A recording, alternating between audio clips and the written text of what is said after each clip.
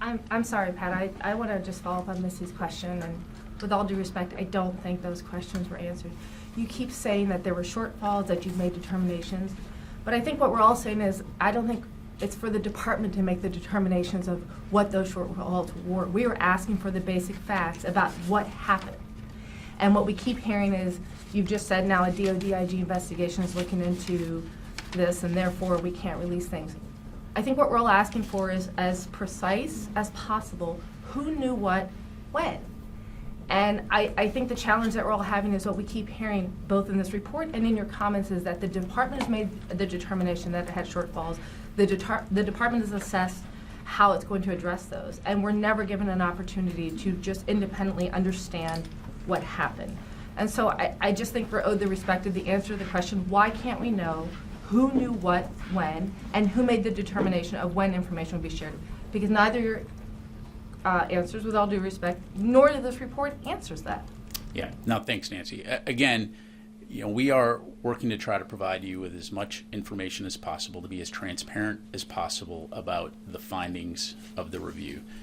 Again, I know it doesn't necessarily address your specific questions, but if we take a step back and look at what this review was focused on, the relevant facts regarding the Secretary's hospitalization and the process by which authorities were transferred from the Secretary of Defense to the Deputy Secretary of Defense, recognizing, by virtue of the fact that we initiated a review, that there were some process shortfalls that needed to be addressed. And so we have tried to provide as much information as possible about why the Secretary was hospitalized, the care that he received, the process that was taken to transfer those authorities, and to ensure that at all times there was a solid chain of command in terms of command and control with the department. But then importantly, a primary focus of this review was where can we improve process-wise to ensure that this kind of thing doesn't happen again. And again, I know this doesn't get to your specific questions, but I would just highlight recently when the Secretary went back to Walter Reed, you saw those process improvements playing themselves out. It's not to say that there's not additional process improvements in the future, but again, we'll keep you updated on that front. What's the determination whether the guidelines spelled out are sufficient to make sure that this doesn't happen again? What do you mean?